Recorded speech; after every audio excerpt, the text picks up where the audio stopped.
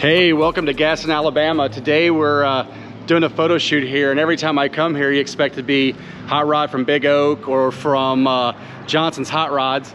We are shooting something that belongs to one of the guys that work for Johnson Hot Rods. We're actually found this cool old gas station and we're shooting a killer OBS truck for OBS Builders Guide. And it's something different, but I think you'll like it. So stay tuned, there'll be some pictures. It's an awesome truck, he's been building it forever. Plus he has that attention to detail for building hot rods for a billion years at Johnson's and Roaster Shop and DEI and all that other stuff. So hope you guys like this truck. This truck's awesome. Excited to shoot it for OBS Builders Guide, and just follow along.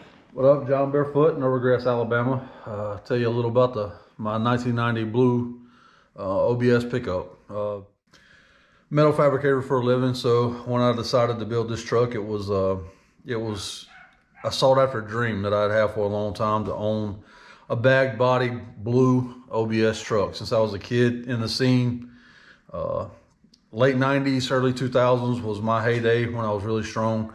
This is the truck I wanted, and I had the opportunity to do it.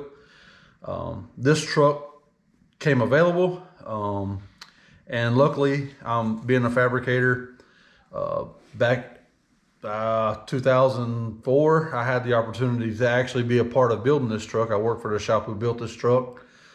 So I knew when it came available that it was a good solid foundation, so I bought it. My goal with this build was, from the beginning, was to build a truck that appealed to me. And from the early, late 90s, early 2000s, the OBS trucks were strong. And I wanted this truck to look like something that a rich kid would have built in, 98, 99, because that's the trucks that when, I got into street trucks, that's the trucks that I really, really liked. They were cool, they would work, they drove them hard.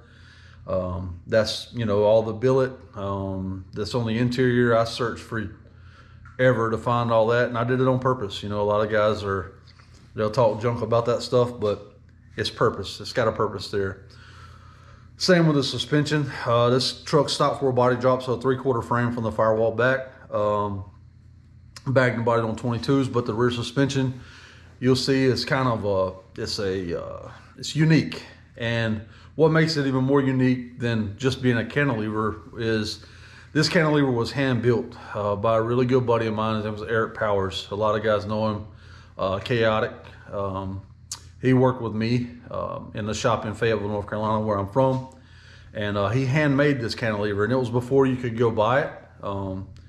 Now there's companies on the market. Jason makes a cantilever that you can install on your chassis. Well, they didn't make that back then. So on this chassis, it was handmade and put on this truck, and it works really good. The ride quality and stuff, and that was what we were after at that time.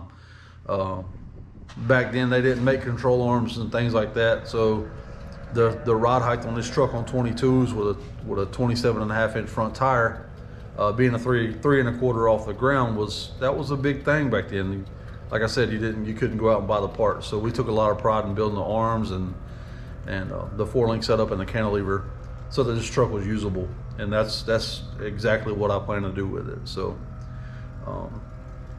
like I said, being a sheet metal fabricator, when I got this truck, the bed was just cut, and I explained to a lot of friends of mine, I was like, listen, I can't just come out with another truck, with a notch cover and things like that. So being a sheet metal guy, I have to step it up, and go a little above and beyond, and I did, and that's where all the sheet metal stuff was born. And wanting to build this truck to a dream and make it serviceable, I moved all the air management into the bed.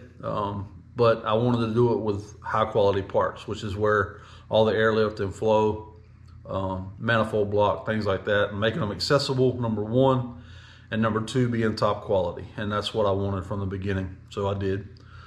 Snowden seat, same thing. I'm not an upholstery guy, obviously. I can make anything you want out of metal, but I can't make a seat. I don't know how to sew, so Snowden was my go-to. Probably the best money I've ever spent. It's the best sitting seat I've ever put my butt in, so totally happy with it. We actually made a joke recently with a buddy of mine. They were talking about having 8K in a project car that doesn't run, and I told him, I said, man, we spent almost $8 grand in the parts of the trucks that we fart on now. So that's pretty funny. You spend a lot of money on the interior and shit like that, and it shows. We take a lot of pride in this stuff, and Same with the wheels and stuff like that. I wanted to go with something, the 22s. A lot of guys wanted me to get big shiny billets. I'm not really a big shiny billet guy.